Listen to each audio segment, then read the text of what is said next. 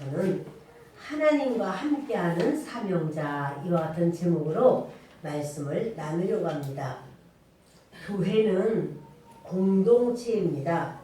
공동체는 어느 한 사람의 수고나 헌신이나 노력으로 세워지는 것이 아닙니다. 공동체는 연합되고 헌신하고 그러할 때 세워집니다.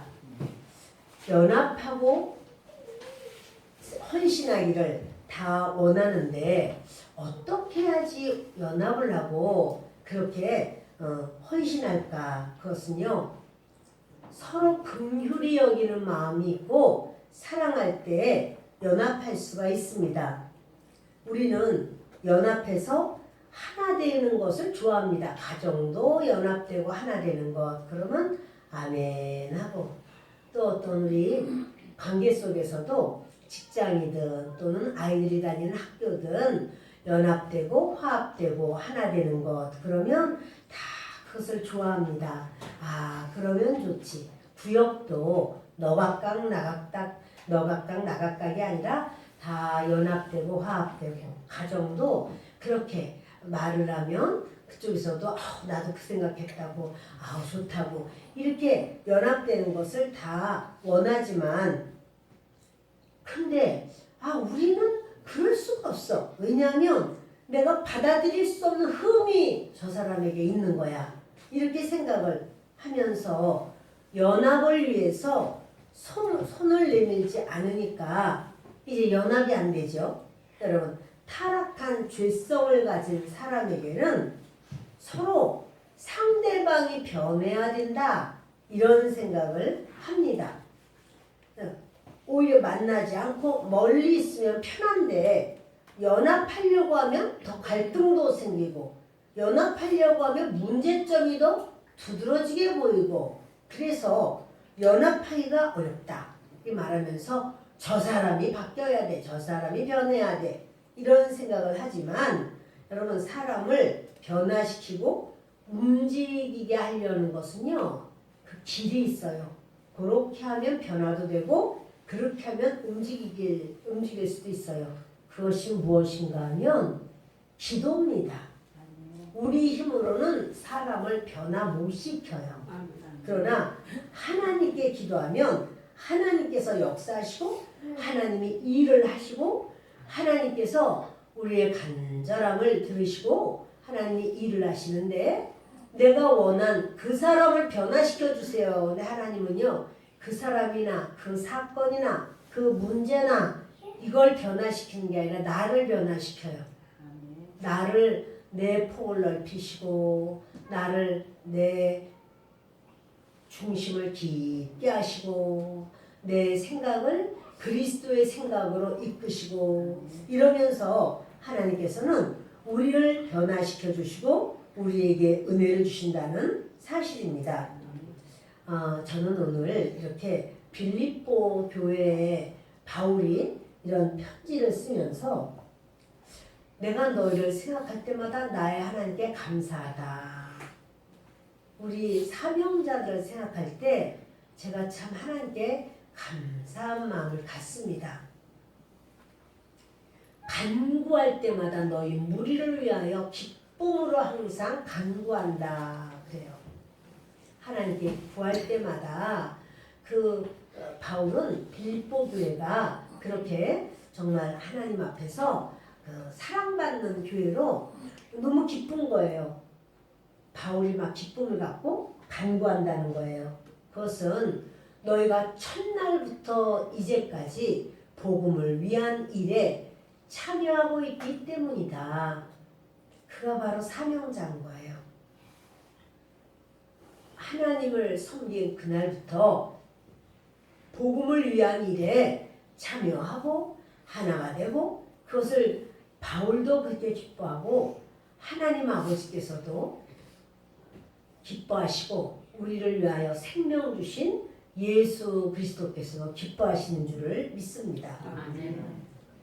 여러분, 이렇게 그 사명자가 하나님과 함께하는 사명자, 만일 사명자가 하나님과 함께하는 사명자가 아니라면 그는 더 이상 사명자가 아닙니다.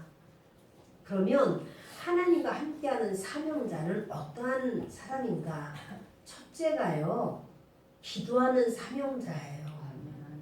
기도에 본을 보인 그러한 하나님의 사람은 많지만 느헤미야는 정말 하나님 앞에 그렇게 기도의 사람으로 은혜로운 사람입니다.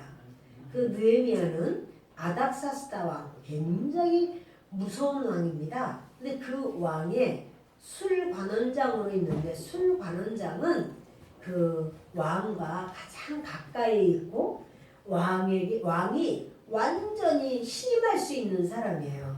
지금으로 본다면 대통령의 비서실장 이쯤 되는 거예요. 그는 이 음식보다도 더 빨리 몸에 영향을 주는 건 술이잖아요. 그런데 그 술에 뭔가 독소가 들어갔다 그러면 이 왕이 큰 사건 나기 때문에 술관원장이 그 부분을 책임을 져야 되고, 자기가 언제든지 그 술 맛이라든가 술의 어떤 종류 이걸 떠나서 왕에게 꼭 합당한 아주 이 왕에게 귀한 바로 이것을 하면서 그가 먼저 이것을 시음도 하고, 그리고 그러면서 왕과 가까이 있다 보니까 여러 상황을 대화하고 하는 바로 그런 사람이 느헤미야입니다. 근데 느헤미야는 유대인인데 이제 성공한 거죠. 다른 나라, 자기가 포로인데 자기를 지배하는 나라에서 그렇게 술관원장까지 올라갔으니 얼마나 이 사람 대단합니까? 근데 느헤미야가요, 소식을 들었어요. 무슨 소식이냐면 예루살렘에 다녀온 자기 동생이 있는데, 동생한테 들어보니 예루살렘이 성문이 다 허물어졌다는 거예요. 불탔다는, 성문은 불탔고 성벽은 허물어지고 남은 자가 있었거든요. 거의 별 볼 일 없는 사람 남겨놨는데 그 사람들은 큰 환난을 당하고 또 능욕을 받고, 이런 이야기를 딱 들을 때 사실 느헤미야는 부족할 것이 없어요. 그는 왕궁에서 왕이 드시는 모든 음식을 그가 똑같이 먹죠. 그리고 편하고 모든 사람이 다 자기 앞에서 머리를 숙이고 무릎을 꿇어야 돼요. 자기는 그 상관이 없어요. 그리고 예루살렘이 거기 뭐 무슨 그렇게 대단한 뭘 자기가 남겨놓고 온 것도 아닌데, 아유 그렇게 그래서 어떡하면 좋아, 아유 이거 끝나는 게 아니라 느헤미야는요 그 사실을 듣고는 며칠 동안은 우는 거예요. 금식을 하는 거예요. 기도를 하는 거예요. 금식 기도로 하나님 앞에 왜 그렇게 하냐면 하나님을 사랑하는 자입니다. 그의 업은 그 왕을 지키고 왕 옆에서 술관원장의 일을 하고 있지만 그는 자기 나라를 사랑하고 자기 백성을 사랑하고, 왜냐하면 자기 나라는 하나님의 나라예요. 여호와 하나님이 천하 만민 중에서 세운 나라가 이스라엘이거든요. 그리고 자기 백성은 하나님 백성이에요. 하나님의 백성을 사랑하고 또 이제 그럼으로써도 그 나라 가나안 땅에 이스라엘이라고 나라와 예루살렘 성이라고 하는 것은 하나님의 성전이 있는 곳인데 그 성벽이 다 무너져 버리고 성문은 다 불타고, 그 말을 들을 때 억장이 무너지는 거예요. 그가 울면서 금식하면서 몸부림하면서 몇 달을 기도를 하는 거예요. 하나님께 매달리면서 의지하고. 자, 이때 이제 그는 정말 하나님 앞에 주님을 사랑하는 마음이 있기 때문에 주의 전을 사랑하고, 그 주의 전이 있는 그 지역 예루살렘 성벽이 무너졌다 하는 것이 남의 일이 아니라 자기의 생명보다 더 중요하게 여겨지는 거예요. 사명자는요 그런 마음이어야 되는 거예요. 사명자는 자기의 어떤 것보다 하나님의 나라를 위한, 하나님께서 무엇을 원하시고 하나님의 것은 나의 것보다 더 앞서서 귀하게 여기는 것, 그것이 사명자예요. 아니 나만 되면 됐지 무슨 그것까지 생각을 해. 아이 나는 그런 거 신경 안 써. 이렇다면 그분은 이름은 사명자이지만 실제로 그 중심 무늬만 사명자예요. 무늬만 사명자도 우리는 사명자라고 불러줍니다.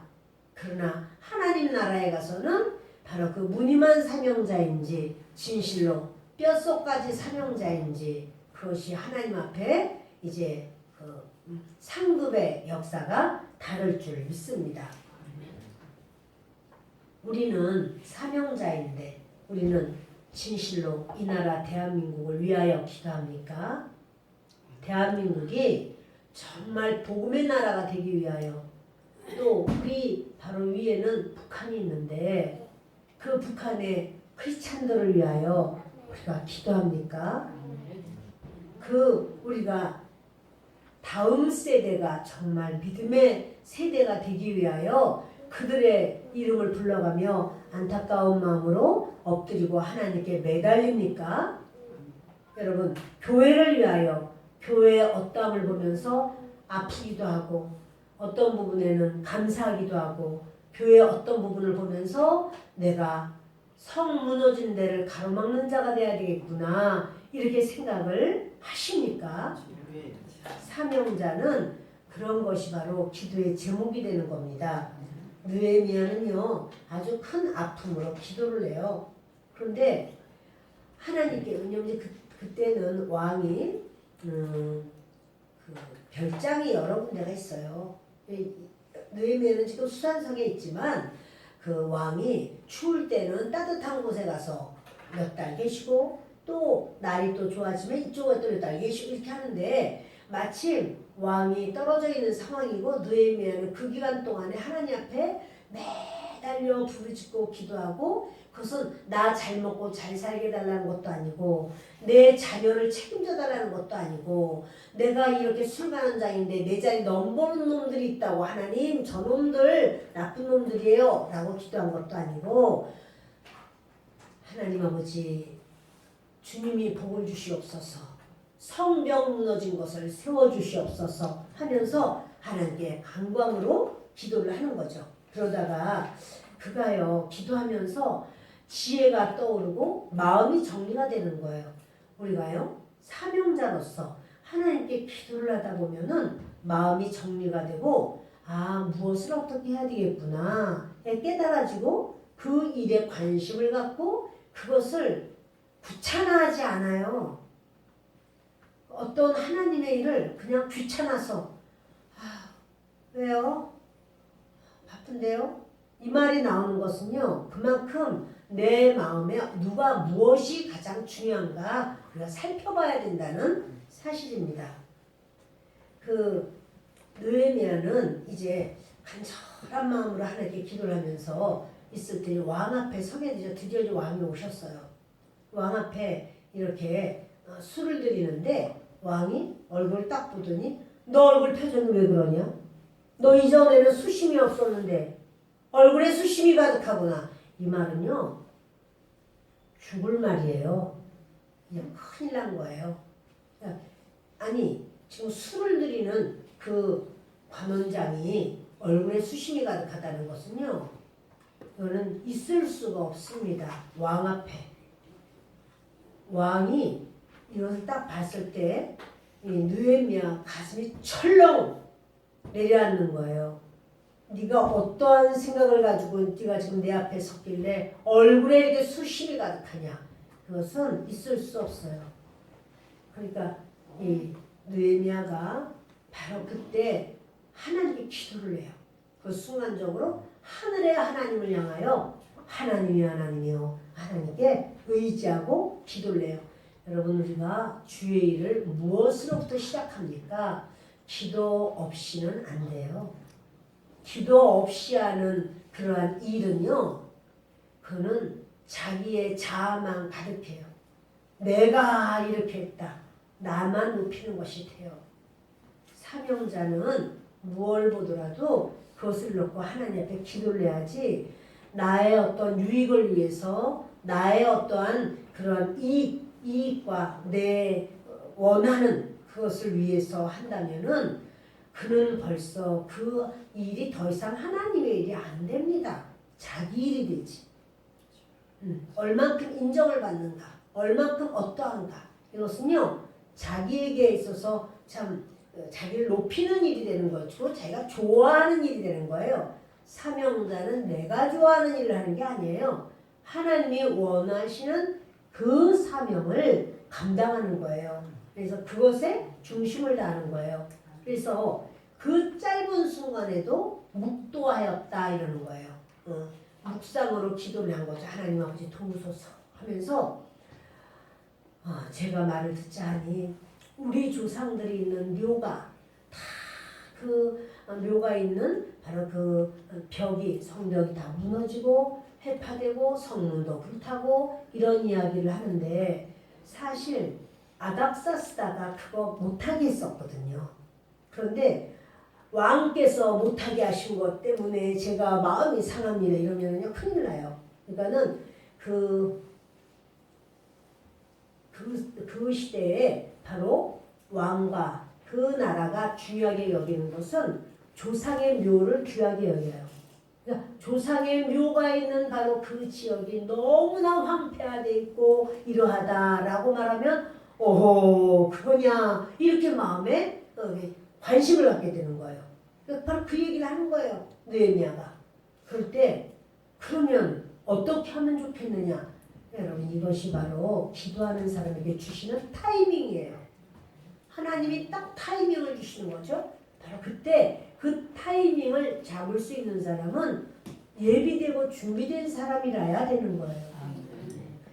준비하지 않은 사람은 타이밍이 와도 그때 헛소리만 하고 안 해야 될 말만 하고 말 안 하는 이만 못해. 그런데 기도하고 준비한 사람은 그 타이밍이 왔을 때 제대로 된 말을 제대로 한단 말이죠. 왜 그런가 하면 공동체는 혼자 세우는 게 아니에요. 아무리 느헤미야가 뜨거운 마음을 가지고 하나님 앞에 있다고 할지라도 느헤미야가 혼자서 못해요. 그러니까 이제 왕께서 허락을 해주셔야 되고 허락만 해서도 안 돼요. 그래 네가 다녀오너라 이거 가지고 안 돼. 왜냐하면 그 느헤미야가 가려면은요 이 나라가 계속해서 나라를 또 점령하고 또 점령하고 이랬기 때문에 그 페르시아 파사 나라가 이게 이 나라에서 저쪽으로 가려면은 통행권이 있어야 돼요. 인정해줘야 돼요. 또 움직이려면 또 인정해주는 통행권이 있어야 돼요. 그리고 가서 성벽을 쌓는다라고 하면 재료가 있어야죠. 그 예루살렘에 뭐가 있겠습니까? 그러니까 재료를 임금님으로부터 다 받아야 돼요. 또 그거 그냥 가져가도 안 돼요. 왜냐면 강도가 얼마나 많겠어요. 그러니까 그를 지켜주는 군사가 있어야 돼요. 호위하고 가는 군사가 있어야 돼요. 이 모든 것을 기도하면서 생각하니까 하나하나 다 생각이 나요. 착착착착 준비해놨다가 왕이 그러면 어떻게 하면 되겠느냐? 네가 며칠이나 되면은 갔다 올 수가 있겠느냐? 이렇게 물어보니까 자기가 이렇게 궁리한 것을 다 말을 합니다. 여러분 기도를 하면 그 아이디어가 떠오르고 기도를 하다 보면은 그것에 대한 어떠한 구체적인 목록이 나오고 그것을 누구에게 어떻게 구해야 되겠다라고 하는 생각이 나오고 하나님이 그것을 현실적으로 이루어 주시고 이것을 하나님 앞에 계속 구한 거예요. 하나님 통행권이 있어야 됩니다. 하나님 모든 재료가 있어야 됩니다. 그런데 그걸 가져가다가 이거 뭐 강도 때가 그냥 오나요? 수십 명의 강도 때가 올 수도 있는데 그러면 호위하고 가는 군사들이 강력한 군사들이 있어야 되고 그렇게 되면은 먹을 그 식량이 있어야 되고 식량도 가져가야 되고 많은 것이 필요해요. 그런 모든 것이 다 필요하니 그런 부분을 이야기를 하는 거죠. 기도하지 않으면 그냥 한다고 해도 뻥이야 뻥. 아무것도 준비할 수가 없어. 뭘 준비했냐? 그래 뭘 도와주면 되겠느냐? 그러면은 그저 저는 다녀만 오게 해주시옵소서. 다녀와서 뭐해? 가서 예루살렘 다녀왔다 찍고 와봤자 뭐하겠어. 성벽을 쌓아야죠. 성문을 세워야지. 기술자가 있어야지요. 이 기술자도 없이 어떻게 가요?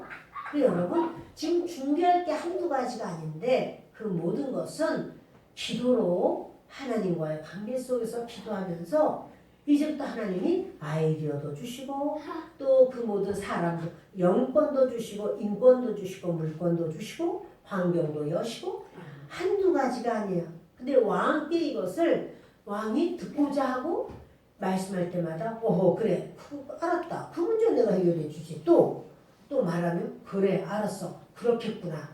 그거 걱정하지 말아라. 또 말해 그 정도 가지고 안 되지. 더 주마. 이것을 왕이 다 허락을 내요.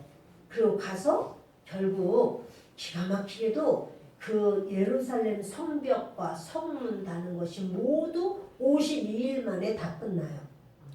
얼마나 순조롭게 되는지. 그러나 순조롭게 된다고 계속 순조로운 건 아니에요. 그것을 막고 못하게 하려고 예루살렘 성벽이 세워지지 못하게 가로막는 원수들이 있었습니다.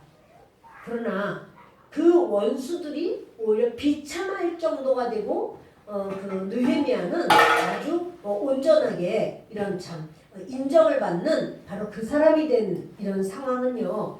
정말로 우리 하나님께서 역사하시는 그 은혜 아니면 안 되는 거죠. 여러분 하나님은 살아계십니다. 그 시대만 살아계신 게 아니라 오늘날 우리에게도 살아계신 줄 믿습니다. 사명자가 기도하는 사명자가 되기를 바랍니다. 진실로 기도하는 사명자가 될 때 하나님께서 동행하시고 그때 여러분 우리가 사명을 감당하면 우리의 어떠한 행복, 우리의 어떠한 부분들은요 그건 그냥 겸하여 주셔요. 하나님이 하나님의 일을 할 때 하나님은 그것을 역사하신다는 사실이에요. 여러분 이래서 그 오늘의 빌립보 교회, 그 빌립보 교회는요 하나님께서 그 바울을 통해서 빌립보 교회를 세웠죠. 어떻게 세웠을까요? 바울은 계속 복음을 증거하려고 애를 썼습니다. 그런데 아시아로 가려고 해. 아시아는 지금 여기 한국, 중국 이런 것을 말하는 게 아니에요. 그 지역에 있는 아시아 지역을 말해요. 그런데 가서 복음을 전하려고 하는데 하나님이 자꾸 막으시는 거예요. 아니 복음을 전하는데도 막는가? 막으실 수가 있죠. 막으시면서 그럼 어떻게 하면 좋습니까? 했더니 그가 꿈에 마게도냐 사람, 유럽 사람이에요. 마게도냐 사람이 손짓하면서 이리로 와서 나 좀 도우라는 거예요. 딱 깨어서 아하 유럽 쪽이구나. 그리고 유럽으로 갑니다. 근데 거기를 가서 만난 사람이 누군가 하면 이제 사람을 만날 수가 없어요. 그래서 이제 그 유대인들이 모여 있으면 이렇게 그 회당이 있는데 거기 유대인들이 많지가 않은가 봐. 그렇게 되면 유대인들은 강가나 물이 있는 곳으로 와서 기도를 해요. 그러니까 강으로 간 거예요. 그랬더니 정말 거기 몇몇 사람이 있는데 그들에게 복음을 전한 거예요. 그랬더니 하나님께서 마음문을 열어서 복음을 받아들이게 한 자가 루디아예요. 아니 하나님이 손짓하면서 여기로 와서 우리를 도우라 하면 여러 무리가 다 준비돼가지고는 어서 오시오 기다렸습니다. 이렇게 하면 좋겠지만 딱 한 사람 루디아가 마음을 열어서 이렇게 받아들였어요. 그리고 그 루디아는요 바울과 그 일행을 강권해서 자기 집에 오라고 자기 집으로 모시는 거예요. 꼭 우리 집으로 오십시오. 이렇게 강권합니다. 그래 바울이 안 가려고 그러죠. 그랬더니 그 여성인데 또 참 이렇게 누구네 집에 함부로 가기도 또 쉽지 않죠. 바울은 고생하는 건 하나도 두렵지가 않습니다. 그런데 그 루디아라고 하는 여자가 사도행전을 보겠습니다.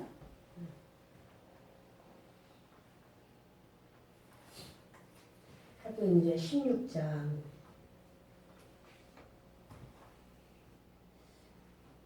14절을 봅니다.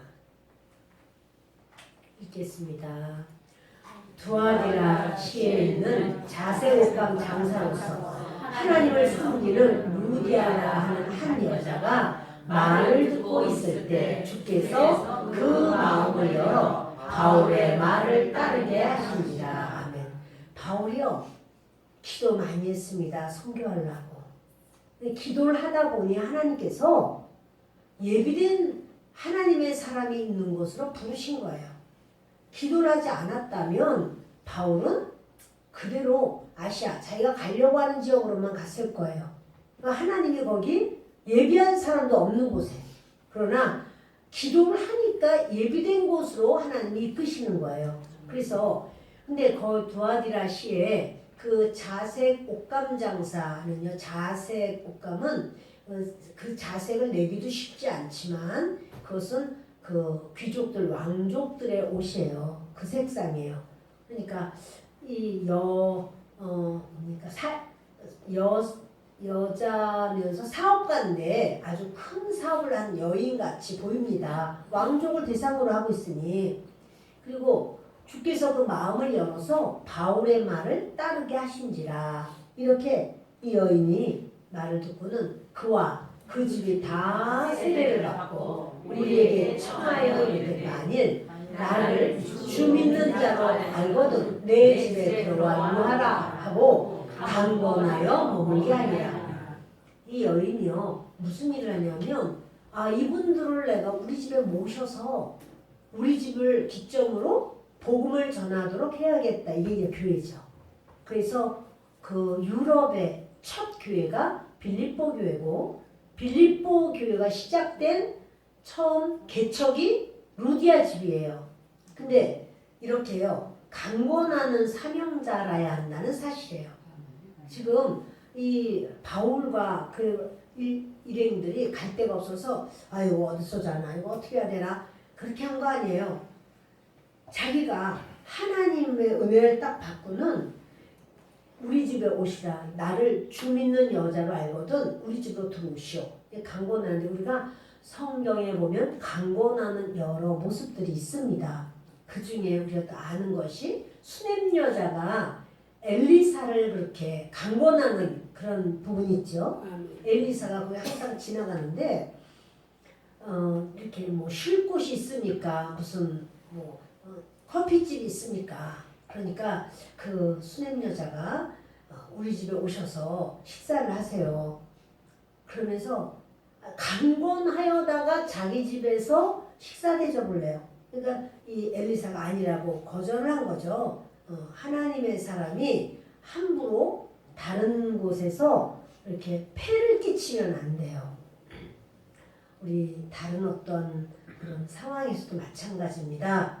내가 직분이 무엇이다 라고 할지라도 때로 다른 분에게 복음을 전하든 또는 같은 믿음의 식구든 간에 그 사람의 형편과 상황이 있을 텐데 폐를 끼치면서도 그거를 나는 직분이 무엇이기 때문에 당연하다 그렇게 생각하면 안 돼요. 폐를 끼치면 안 돼요. 그렇게 어떠한 직분이 있어서 자기가 직분자예요. 그런데 이제 그 집에 잠깐 와서 기도해주고 가거나 뭐 상담해주고 가고 괜찮습니다. 그럴 수 있죠. 그런데 전에 그런 경우가 있었어요. 나중에 그분이 와서 하소연을 하는 거예요. 뭐냐면 남편이 있는데 에어컨이 있는 곳은 한 곳인데 그분이 오셔가지고 조장님이 오셔가지고는 안 가는 거야. 시원해서. 때가 되니까 어떻게 식사하셔야죠. 그러게 먹고 싶기도 하고 안 먹기 싶기도 하고 남편은 뜨거운 방에서 한쪽 방에서 언제나 가나 기다리는데 한두 번이 아닌 거예요. 그렇게 하면 안 되는 거예요. 예, 자신이 무슨 어떠한 직분을 맡았다고 할지라도 그렇게 하면 안 되는 거예요. 사람이. 그리고 또 누구네 어떤 성도는 또 무슨 장사를 한다, 옷장수를 한다. 아유 나는 언제나 이 옷을 사보나 이래가면서 그 부담을 막 팍팍 주면 돼요? 안 되는 거야. 우리는 그런 분 안 계세요. 그러나 여러분 그걸 기본으로 알고 있어야 돼요. 항상. 그래서 안 드릴 수도 없고 그냥 그거는 막 뛰어온 거라서 뭐하니까 이걸 좀 입으시면 맞을 것 같아요. 이렇게 어쩔 수 없이 한다면 여러분 이건 아니잖아요. 아니 난 이거보다는 저게 더 낫네 또 이렇게 하는 거 아니고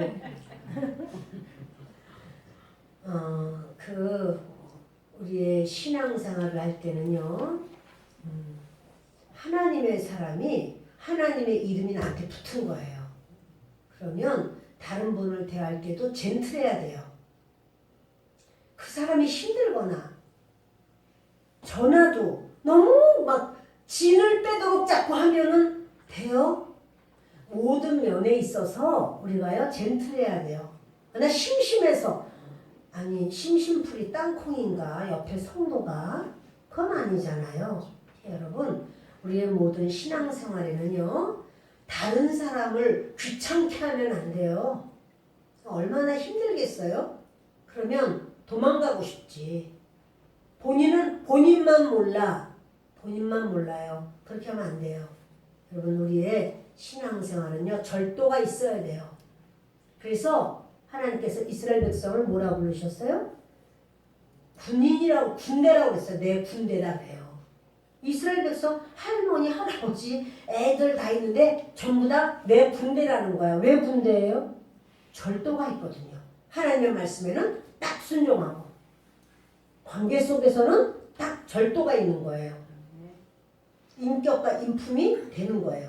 그래서 그 강권하는 여자, 그 수냄 여자가 이제 식사를 드리면서 대화를 해보니까 여기서도 한참 가야 되는 거야. 그 뜨거운 낮에. 그러니 어휴 이거 큰일 나시겠네. 이 더운 날에 좀 잠깐 쉬었다 가면 어떨까 하고 남편에게 얘기를 하죠. 우리는 이렇게 담이 넓었던 것 같아요. 담에 방을 하나 더 지어서 하속이 좀 잠깐 쉬어갈 수 있도록 이렇게 방을 하나 만들면 안 될까요?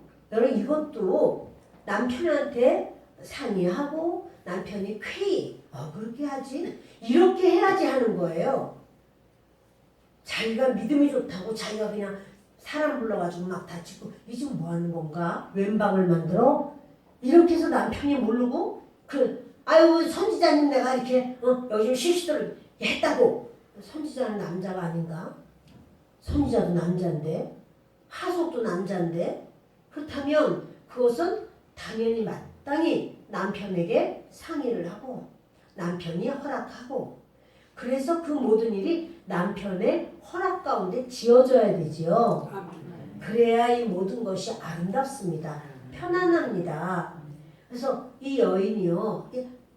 우리가 주의 일을 할 때는 주도 면밀하게 하려고 해야 돼요.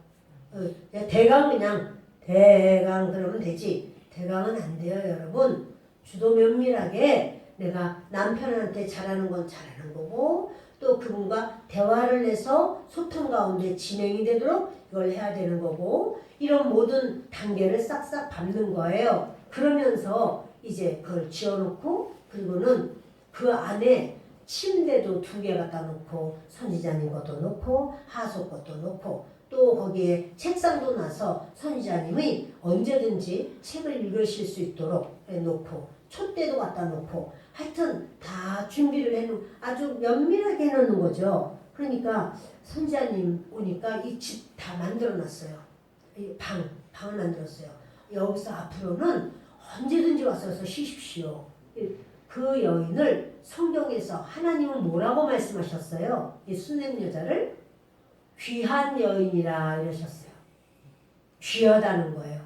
여러분 우리가 기왕의 사명자의 일을 하면서 참 귀하다 이런 말을 들어야지 참 기막힌다 이러면 안 돼.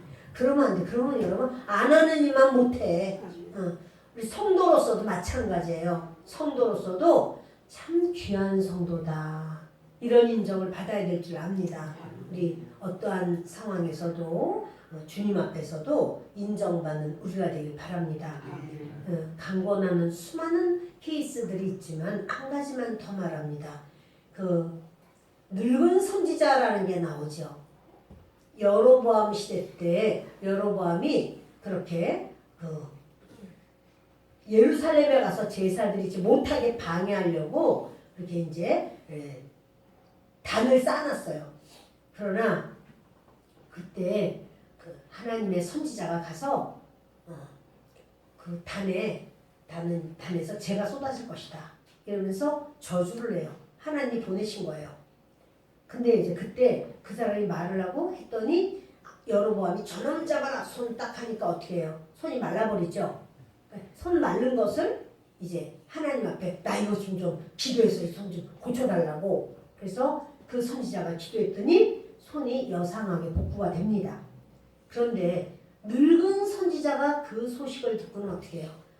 나도 선지자다. 하나님이 말씀하시기를 너를 초대해서 우리 집에서 밥도 먹고 물도 먹고 쉬었다 가라고 말씀하셨다. 이 거짓말을 하면서 강권합니다. 그랬더니 이 선지자가 그 말을 듣고 따라가죠? 네, 여러분 강권한다고 해서 다 따라다니면 안 돼요. 하나님이 원하시고 내게 주신 그 사명이 있어요. 그럼 그 사명을 따라가야 되는 거지. 옆에서 거짓 선지자가 말을 했는데 그 말을 따라갔다가 그는 결국 죽습니다. 사자가 그를 찢어놓고 그를 먹지도 않고 나귀가 있었는데 나귀는 다치지도 않고 하나님이 그를 죽이기 위해서 사자 허락하신 거예요. 사명자는요 사명을 감당할 때 그 생명이 빛나고 아름답습니다. 강권하는 사명자, 기도하는 사명자, 강권하는 사명자, 그리고 사명자는 예배에 충실한 사명자라야 된다는 사실이에요.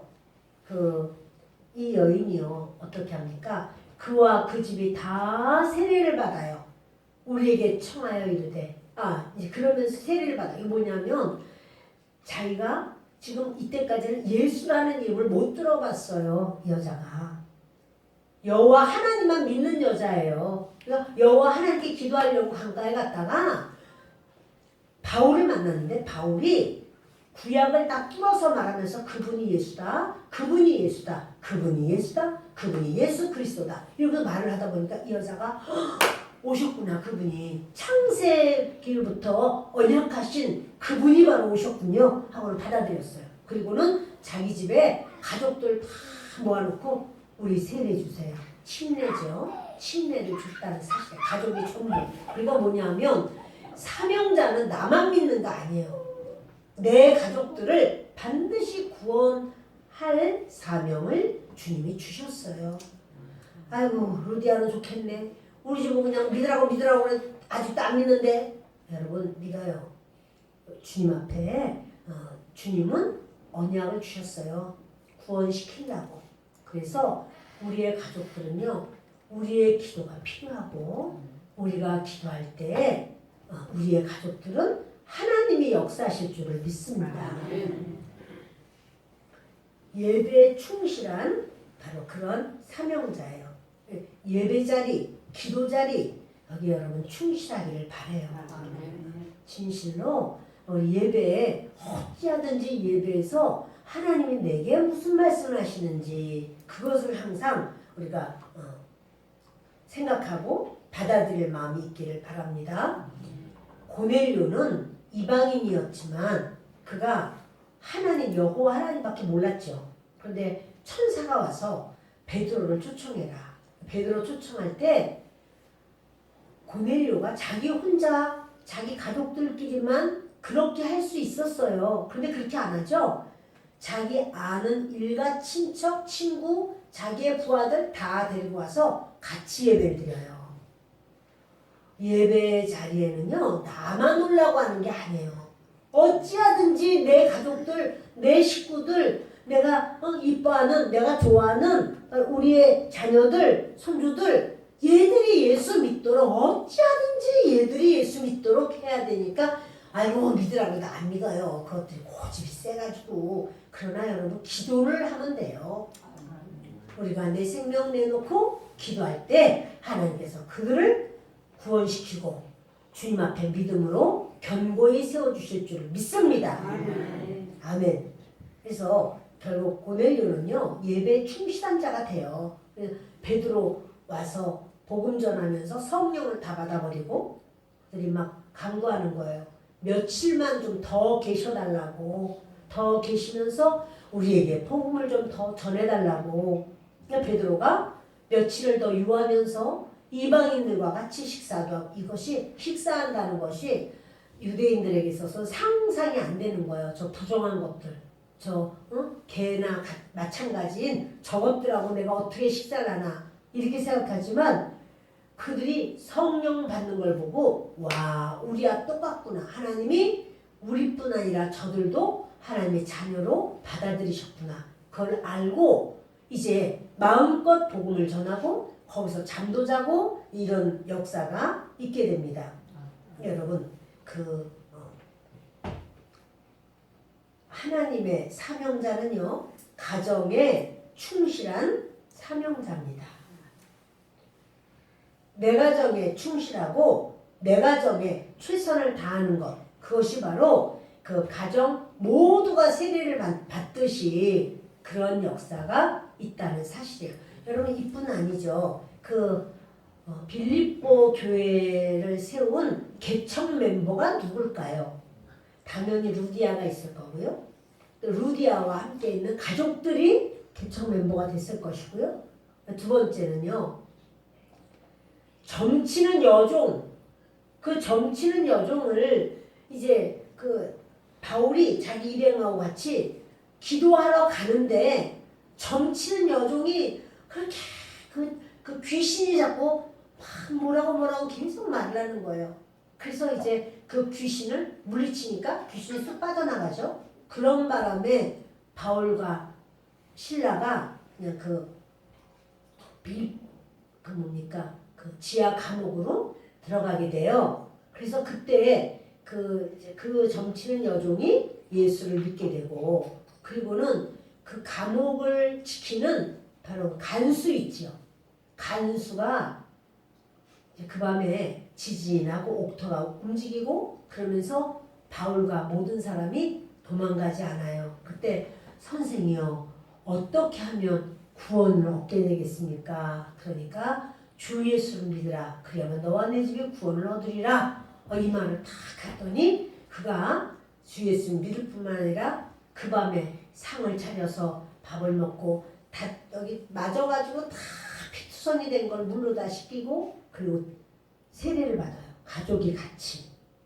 그러면 그 세 명 누굽니까? 루디아, 또 귀신 들린 여종, 그리고 간수, 이들이 주축이 돼가지고 또 이제 가족들도 있죠. 그들까지 같이 해서 그 빌립보 교회가 세워진 개척 멤버가 된 겁니다. 사명자가 된 겁니다. 그러니 여러분들 거기서 참 다 중요합니다. 근데요, 바울이 기도했기 때문에 빌립보로 인도함을 받았고, 빌립보에서 첫 한 사람은 루디아였지만 하나님이 루디아를 딱 들으니까 가족이 쭉 따라오고, 또 거기서도 계속 기도하는 거예요. 바울은 기도하러 가다 보니까 그 점치는 여종이 이러니 저러니 막 여러 가지 일이 있어서 결국은 두들겨 맞기도 했고 감옥에 들어가기도 했지만, 거기서 또 간수를 하나님께서 딱 잡으니까 간수의 가족들이 다 예수를 믿게 되고, 그래서 거기에 빌립보 교회가 세워지는 겁니다. 근데 바로 그러는 거예요. 빌립보 교회야, 너희는 나의 기쁨이야. 이렇게 말을 하는 거예요. 여러분, 사명자는요, 정말 하나님 앞에 오늘의 이 말씀을 기억하면서 정말 우리가 사명을 잘 감당하고 정말 그럴 때 기도를 해야 일이 시작이 돼요. 여러분 지치지 말고 낙심하지 말고 우리 주님 앞에 기도하면서, 느헤미야가 기도했기 때문에 그것으로 인해서 52일 만에 예루살렘 성벽과 성문을 다 완전하게 잘 만들어 놓는 놀라운 역사가 있었던 거죠. 여러분, 우리가 때로 사명자로 강권하는 부분도 있어요. 그걸 어떻게 해? 못해. 이러면 아무것도 안 돼요. 그러나 내가 이것도 하면 하지. 이걸 하나님이 원하시는 거면 이것도 해야지. 주의 사역이면 이것도 해야지. 이러할 때 그 사역은 아름답게 되고 그 강권하는 힘이 있을 때 은혜가 넘치는 줄 믿습니다. 예배에 충실한 우리 사명자 되기를 바랍니다. 말씀에 은혜가 있어야 우리의 신앙이 견고해지고 신실해져요. 그리고 우리가 또한 가정에 충실한 우리 사명자들이 되어서 정말 사명자 하면서 가정에 더 충실하다. 참 귀하다. 이런 은혜가 넘치기를 예수 그리스도의 이름으로 축원합니다. 기도하겠습니다.